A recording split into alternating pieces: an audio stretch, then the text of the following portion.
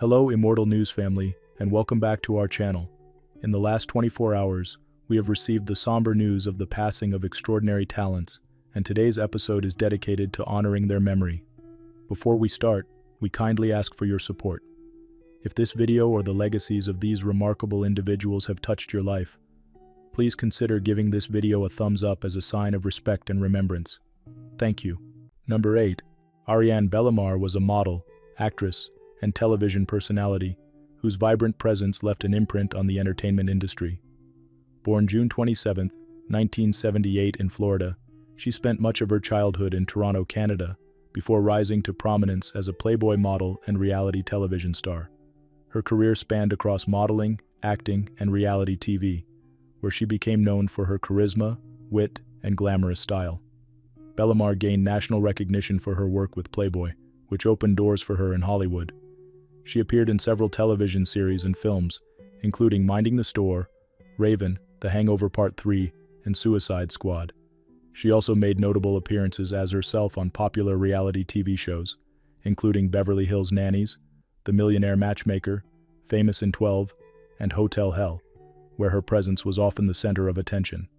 Whether as a model, actress, or reality star, Bellamar had an undeniable ability to captivate audiences with her personality and charm. Beyond her entertainment career, Bellamar was a devoted mother to her two daughters, a role she cherished deeply. While her public persona exuded confidence and glamour, those closest to her knew her as a fiercely loving and protective parent. Her ex-husband, Tanner Slott, described her passing as an unimaginable loss, noting that her sudden departure at the age of 46 had left their family unprepared. In addition to her entertainment career and family life, Bellamar was a vocal advocate for women's rights and safety in the entertainment industry. She publicly spoke out about the challenges women face in Hollywood, using her platform to encourage strength and resilience. Her courage to share her experiences and stand against mistreatment in the industry earned her admiration and respect from many. Bellamar's passing due to a heart attack came as a devastating shock to her loved ones and fans alike. A fundraiser was established in her memory to help cover funeral costs and support causes that benefit women and children, a reflection of her compassionate nature and desire to help others. Her legacy as a model, actress, and advocate continues to resonate. Through her work, she inspired confidence, encouraged empowerment, and left a lasting impression on those who knew her. Though gone too soon, her presence will always be remembered in the hearts of her family, friends, and admirers. Tributes to Ariane Bellamar.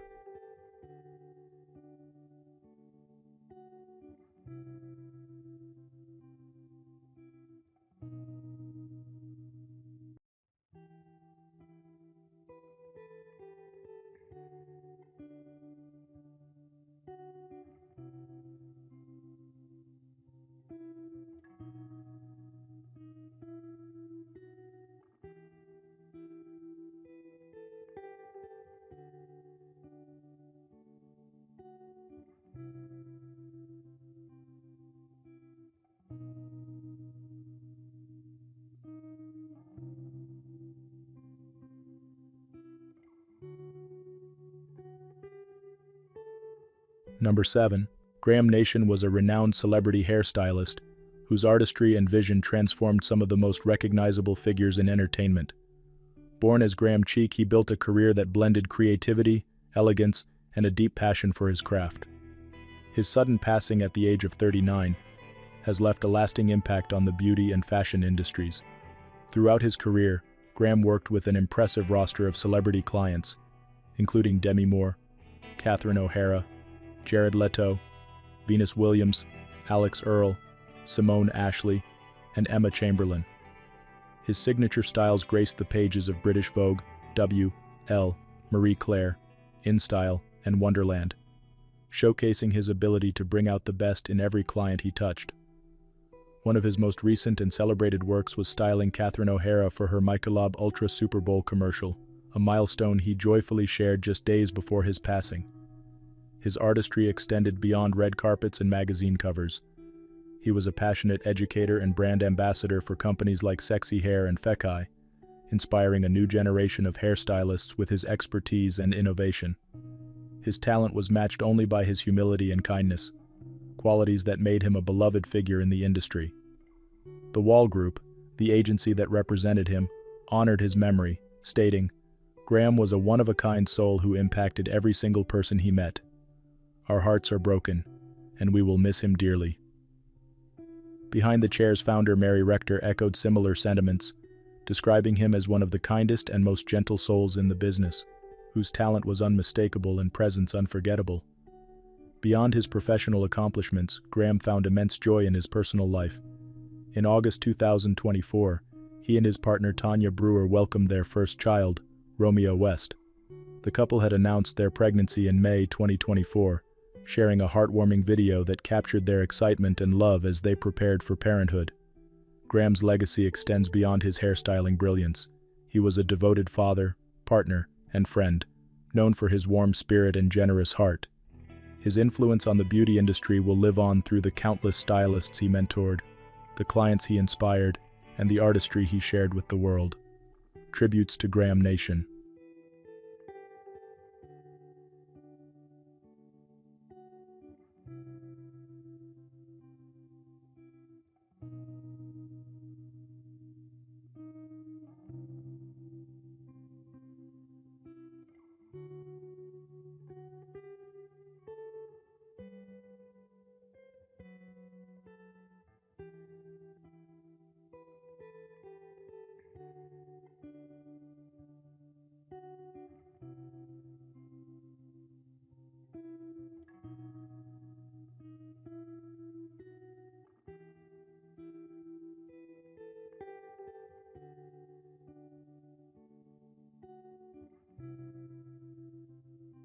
Number 6.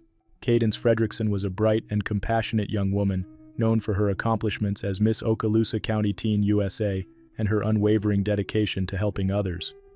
Born in Florida in 2006, Kadance touched many lives with her kindness, ambition, and advocacy for children in need.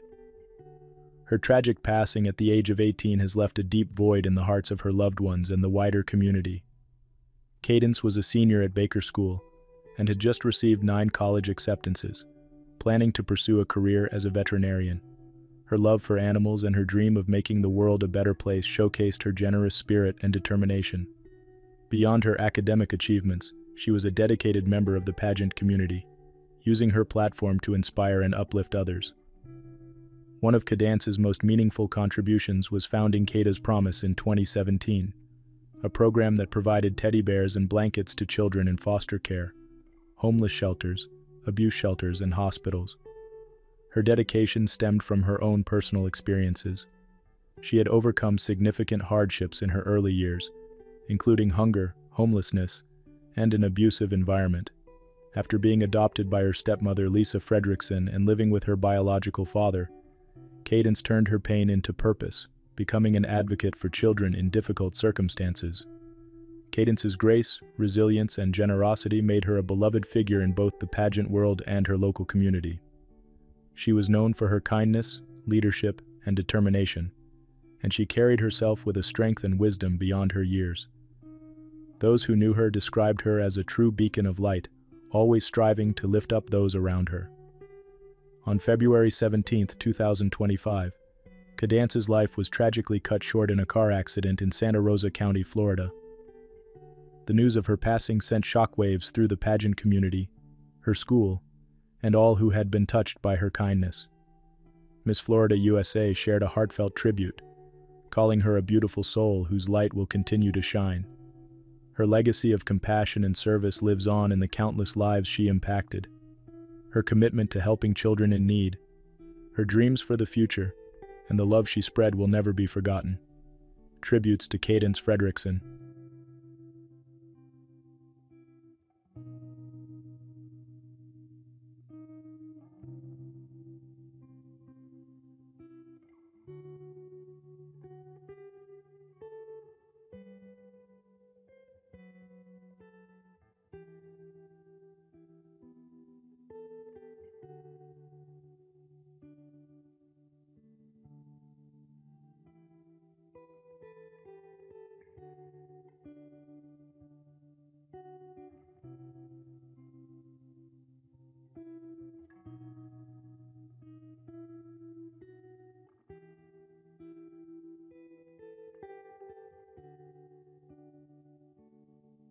Number 5. Anne-Marie Hochhalter was a survivor, an advocate, and an inspiration to many. She faced unimaginable tragedy during the Columbine High School shooting in 1999, yet she dedicated her life to forgiveness, resilience, and helping others. Her passing at the age of 43 is a profound loss, but her legacy of strength and compassion will continue to impact those she touched. Born and raised in Colorado, Anne-Marie was a bright, kind, and determined young woman. On April 20, 1999, her life changed forever when she was shot and paralyzed from the waist down during the tragic events at Columbine High School. Despite the physical pain and emotional challenges that followed, she refused to let the tragedy define her. Instead, she chose healing over hatred and became a symbol of resilience. Anne-Marie's personal journey was marked by incredible strength. Just 6 months after the shooting, she suffered another devastating loss when her mother, Carla Hochhalter, passed away. Despite these hardships, she found comfort and a second family in Sue and Rick Townsend, who had lost their stepdaughter, Lauren Townsend, at Columbine. Through their bond, she experienced love, support, and healing, turning pain into a source of connection and kindness. Her commitment to forgiveness was perhaps one of her most defining characteristics.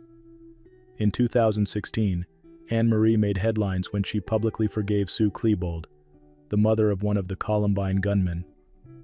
In a heartfelt message, she shared how she had come to realize that holding on to bitterness only caused harm to oneself. Bitterness is like swallowing a poison pill and expecting the other person to die, she wrote. Her remarkable ability to extend compassion, even in the face of deep personal suffering, inspired many. Anne-Marie was a tireless advocate for others living with disabilities, sharing her story to offer hope and encouragement. She found joy in simple pleasures, floating in the ocean, helping rescue dogs, and spending time with her family. Her brother Nathan Hochhalter recalled how she was always willing to help others, despite her own struggles. She attended the 25th anniversary of the Columbine tragedy, choosing to focus on the lives of those lost rather than the horror of that day. In her own words, she had finally healed her soul from the trauma she endured. Anne-Marie Hochhalter's life was a testament to resilience, forgiveness, and love. She transformed personal pain into a message of hope, proving that even in the darkest moments light can be found. Tributes to Anne-Marie Hochhalter.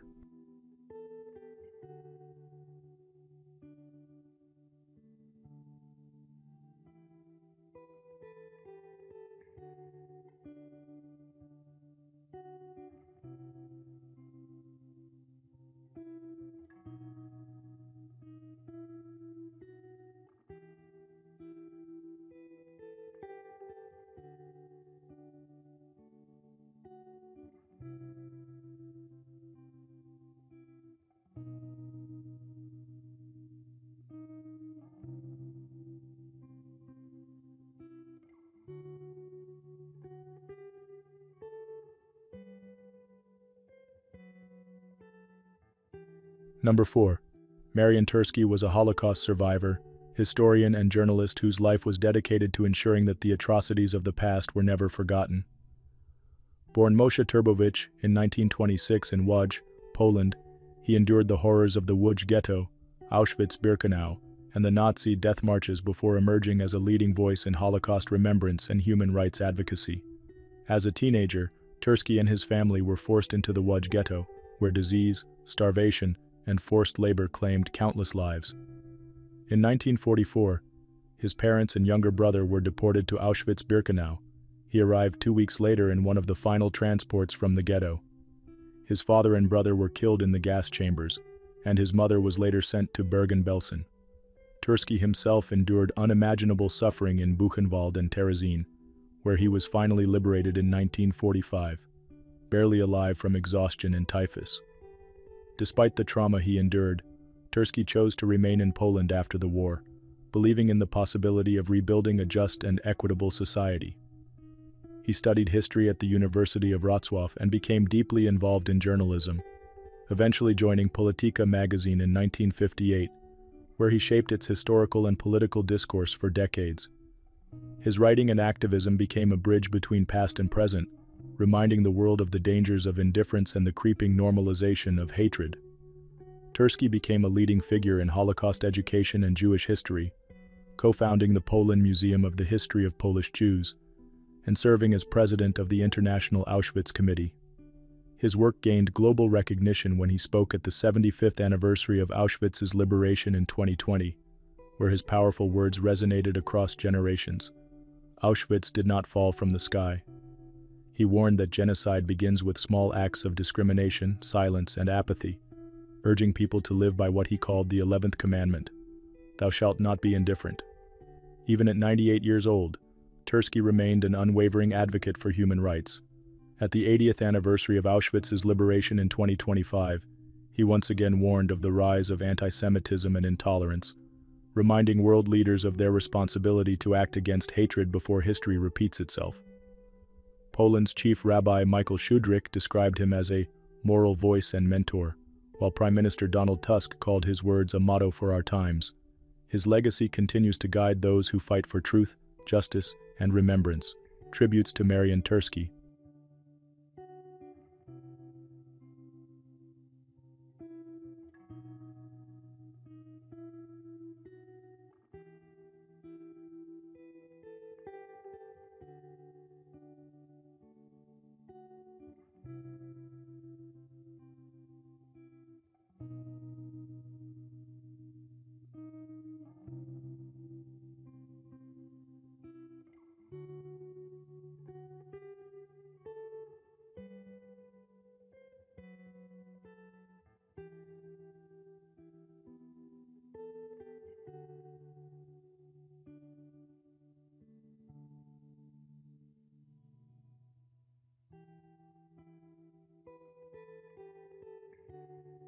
Number 3.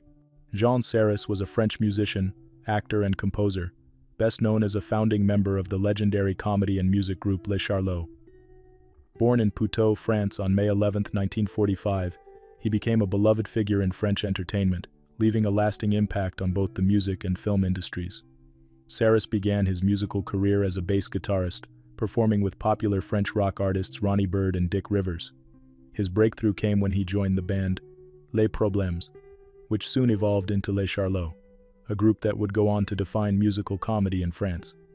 Les Charlots gained massive popularity in the late 1960s and 1970s, blending humor, satire, and music into a unique style that resonated with audiences across generations. As part of Les Charlots, Sarrus contributed to numerous hit songs and successful comedy films. The group's musical parodies and comedic timing made them one of the most beloved acts of their era. Their films, including Les Bidas en Folie, Les Fous du Stade, and Le Grand Bazar, became some of the highest-grossing French comedies of the decade. These movies showcased their slapstick humor and musical talents, solidifying their place in French pop culture history. Beyond his work with Les Charlots, Sarrus also contributed to music composition and acting, appearing in various films and television programs throughout his career. His comedic charm and musical talent made him a versatile performer who continued to bring joy to audiences long after the peak of Les Charlots' success. On a personal level, Jean Sarrus was known for his kindness and humor both on and off the stage. His contributions to French entertainment extended beyond performance, as he inspired generations of comedians and musicians who admired his ability to seamlessly blend humor with music. He passed away at the age of 79, leaving behind a legacy of laughter, music, and unforgettable performances. His influence on French comedy and music remains deeply cherished, and his work with Les Charlots continues to entertain fans worldwide. Tributes to Jean Sarrus.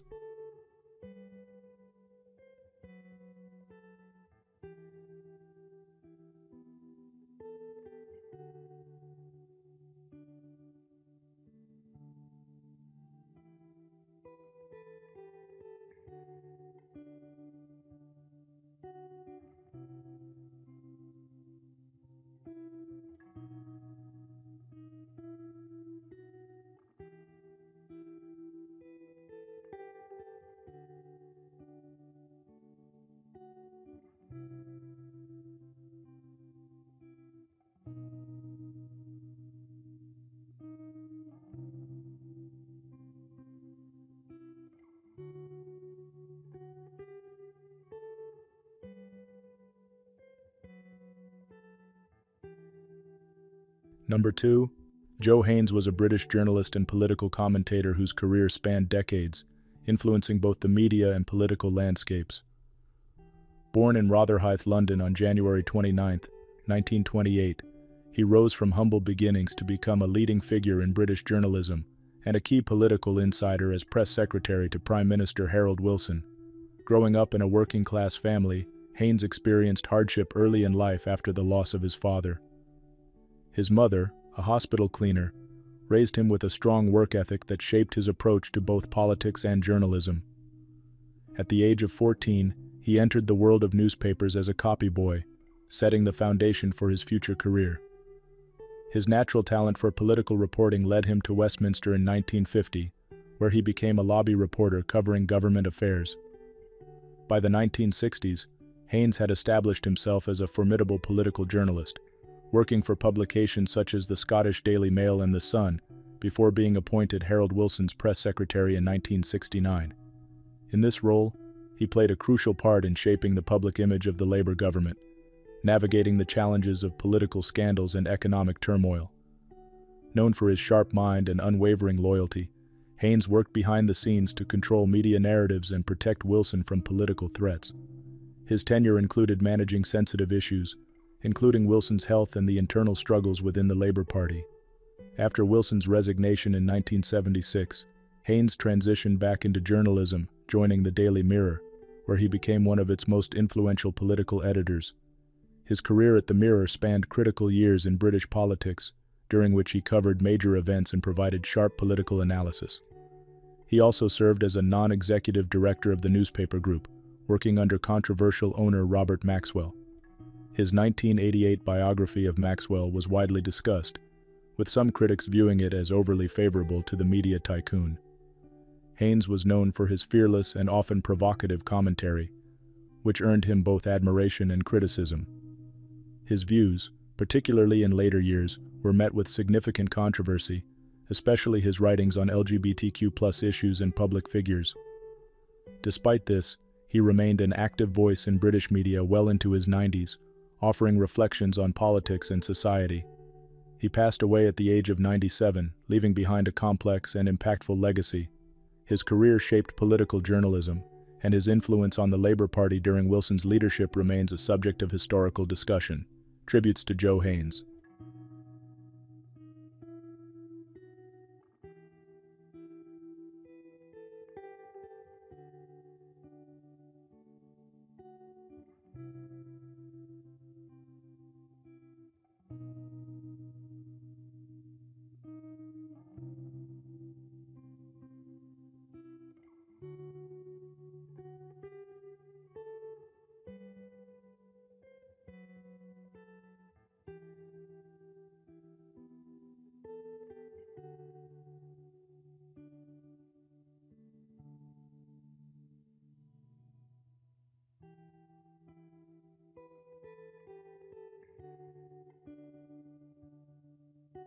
What's trending on the internet? News 1. A heated debate has erupted online following A$AP Rocky's acquittal in his 2021 shooting case involving former friend A$AP Relly. The Harlem rapper, born Rakeem Mayers, was found not guilty on Tuesday, leading to discussions about how his case compares to Tory Lanez's legal outcome. While many celebrated Rocky's verdict, others questioned what they perceive as inconsistencies in the justice system. Both cases involved high-profile hip-hop artists and firearm allegations, yet the outcomes were strikingly different. In Rocky's case, surveillance footage reportedly showed him in possession of a firearm, but his defense argued it was a prop. The court ultimately ruled in his favor, acquitting him of all charges. In contrast, Tory Lanez, whose legal name is Daystar Peterson, was convicted of shooting Megan Thee Stallion in 2020. Critics point out that forensic evidence did not conclusively link Lanez to the firearm, and no eyewitness definitively saw him fire a gun. However, recorded conversations and other testimony played a role in his 10-year prison sentence. Social media users are divided, with some arguing that the legal system is inconsistent when dealing with black men in entertainment, while others stress that each case is unique and influenced by state laws and available evidence. The debate continues as fans and legal analysts weigh in on what these cases mean for the broader conversation about justice and accountability in the music industry. News 2. Fritz Sprandl, an adventurer whose daring exploits once landed him in a Cuban jail, has passed away at the age of 80. The Allentown native and Hamburg resident died surrounded by family and friends, according to his obituary. No cause of death was provided. Sprandl was known for his unconventional and fearless spirit. His adventures included paddling a canoe from the East Coast to the Panama Canal, driving a snowmobile across the U.S., even where there was no snow, and embracing a life of excitement and risk. His journey took an unexpected turn in 1970, when rough seas pushed his canoe off course, leading him to Fidel Castro's Cuba. There, he was detained for 45 days and put on trial before securing his release. His story was chronicled in multiple books, including Finding Fritz, The Heart of Adventurer, Adventure on a Dare, and Snowmobiling Across America, which was published just last week. His adventures were also featured in Sports Illustrated and the Guinness Book of World Records, though some of his feats were later removed due to traffic law violations. After stepping away from extreme adventures, Sprandl built a career in marketing and limousine services. He is survived by his son, Jeffrey Mays, his grandsons Liam and James, his brothers Tim and Jesse, and his longtime companion Brenda Reed. Sprandl's legacy remains one of courage, resilience, and a relentless pursuit of adventure. News 3. Authorities in Brazil are investigating the tragic death of 14-year-old Davi Nunes Moreira, who reportedly passed away after injecting himself with a mixture containing butterfly remains. The teen suffered for 7 days in a hospital in Vitória da Conquista before succumbing to severe complications, according to reports. Doctors believe his condition may have been caused by an allergic reaction, infection, or an embolism, a blockage in a blood vessel that can be life-threatening. Medical experts warn that the injection may have contained toxins or air bubbles, potentially leading to septic shock. Specialist Dr. Luiz Fernando de Relvas explained, "We don't know how the mixture was prepared or the size of the fragments injected. There may have been air left inside, which could have caused an embolism." Authorities are also looking into whether the incident was linked to a dangerous social media challenge. Reports suggest the teen had been experiencing severe symptoms, including vomiting and difficulty walking, before being hospitalized. Police are awaiting full autopsy results to determine the official cause of death. A spokesperson for the civil police in Vitória da Conquista stated, "The autopsy will help clarify what led to this tragedy." The case has sparked concerns over online trends and the risks they may pose to young people. Experts continue to emphasize the importance of awareness and education to prevent similar incidents in the future. News 4. Valerie Matthews, the mother of musician Dave Matthews, has passed away at the age of 89. She died peacefully at her home in Charlottesville, Virginia, following a battle with Alzheimer's disease, according to an obituary published on February 18th. Her passing came shortly after Dave Matthews, 58, withdrew from the Fire Aid benefit concert in Los Angeles on January 30th, citing a critical illness in the family. Val's children, grandchildren, and great-grandchild were able to gather around her in the days leading up to her passing. It was a time of great sadness but also one of joy, filled with laughter, music, and stories. Her obituary read, "Born in Potchefstroom, South Africa, Valerie studied architecture at the University of Witwatersrand in Johannesburg. She later moved to the U.S. with her husband, John Matthews, and their children. She faced immense personal loss, including the passing of her husband John in 1977 and the tragic loss of her daughter Anne in 1994. Despite hardships, Valerie remained an advocate for social causes, including environmental conservation, marriage equality, and women's rights. She was known for her kindness, strength, and unwavering commitment to justice. She is survived by her children, 6 grandchildren, and 1 great-grandchild. Her legacy of resilience and compassion continues to inspire those who knew her. Number 1. Souleymane Cisse was a visionary Malian filmmaker whose work transformed African cinema and brought its narratives to the world stage. Born in Bamako, Mali in 1940, Cisse grew up immersed in storytelling and was drawn to cinema at an early age. His passion led him to the Gerasimov Institute of Cinematography in Moscow, where he honed his craft before returning to Mali to create films that would challenge perceptions and ignite dialogue about African identity, social justice, and tradition. Cisse's early work focused on documentaries and short films, but it was his feature films that cemented his reputation as a pioneer of African cinema. His 1972 debut Cinq Jours d'une Vie explored the struggles of a young man in post-colonial Mali. His next film, Den Musso, tackled the sensitive issue of sexual violence but was banned by Malian authorities, leading to his imprisonment. Unshaken, Cisse used his time in jail to write the screenplay for Bara, which won the prestigious Yeninga's Talon at FESPACO in 1979. Over the years, his films continued to reflect the struggles and triumphs of African societies.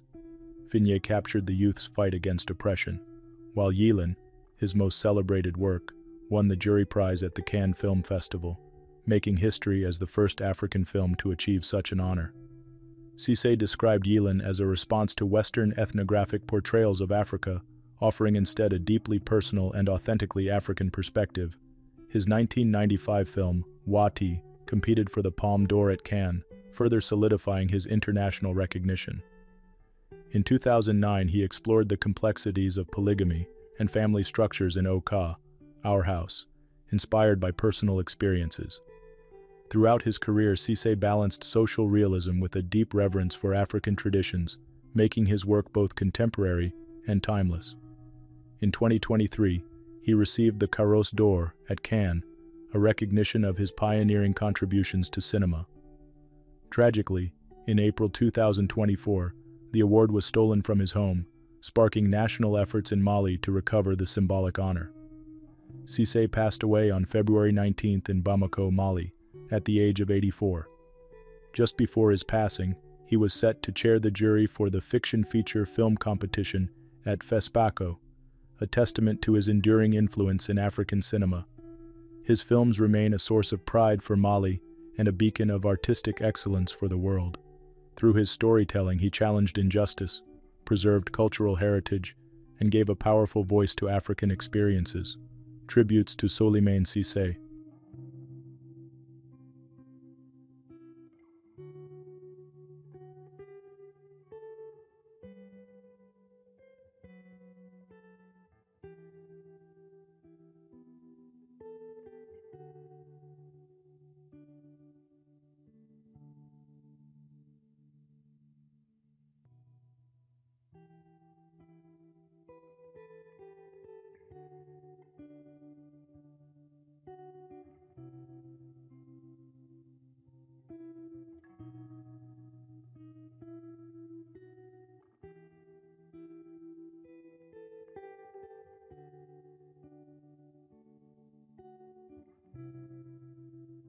Julian Holloway was a British actor and voice artist whose career spanned over 6 decades, leaving a lasting impact on film, television, and animation.